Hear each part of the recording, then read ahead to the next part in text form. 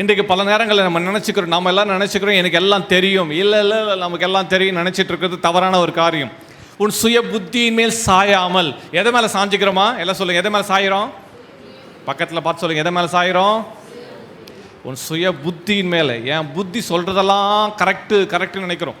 உன் சுய புத்தியின் மேல் சாயாமல் என்ன செய்யணுமா? முழு இதயத்தோடும் கர்த்தரில், எல்லாம் சொல்லுங்கள், கர்த்தரில் நம்பிக்கையாயிருந்து, கர்த்தருடைய வார்த்தையில் நம்பிக்கையாயிருந்து. அடுத்த வசனம், உன் வழிகளெல்லாம், எல்லாம் சொல்லுங்கள், என் வழிகளிலெல்லாம் அவரை நினைத்துக்கொள், அப்பொழுது அவர் என் பாதைகளை என்ன பண்ணுவாராம்? சபைப்படுத்துவார். இங்கே டேஞ்சர் திங்க ஒரு காரியத்தை எழுதி வச்சிருக்கிறார் சாலமோன் ஞானி. ஒரு டேஞ்சரான வார்த்தை எழுதி வச்சிருக்க. வாசிக்கலாம் 7ஆம் வசனம். நீ உன்னை ஞானி என்று எண்ணாதே. எல்லாம் சொல்லுங்க, நீ உன்னை ஞானி என்று எண்ணாதே. பக்கத்தில் பார்த்து சொல்லுங்க, நீ உன்னை என்ன நினைச்சிட்டு இருக்குன்னு தெரியும். என்ன நினைச்சிட்டு இருக்கிற? உன்னை நீ நான் படிச்சிருக்கிறேன், எனக்கு அனுபவம் இருக்கு, நான் அதை செஞ்சிருவேன். நீ உன்னை, பக்கத்தில் பாஸ், நீ உன்னை.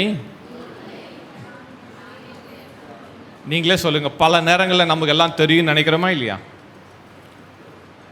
இது வசனம் சொல்லுது, நீ உன்னை ஞானி என்றா எண்ணாதே. அடுத்த வார்த்தை வாசல, கர்த்தருக்கு பயந்து தீமையை விட்டு விலகு. அடுத்தது, அது உன் நாபிக்கு ஆரோக்கியமும் உன் எலும்புகளுக்கு ஊனமாகும். எது ஆரோக்கியம் தெரியுமா? கர்த்தரை மேலே நம்பிக்கை வச்சு கர்த்தருக்கு பயந்த தீமை விட்டு விலகு. பார்த்தீங்களா?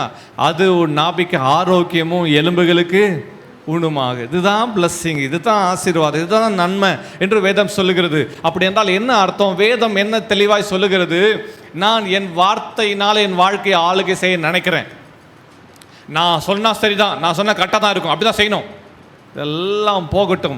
கர்த்தர் வார்த்தை என்ன சொல்லுது? எது சொன்னாலும் வீட்டில் கர்த்தருடைய வார்த்தை என்ன சொன்னது?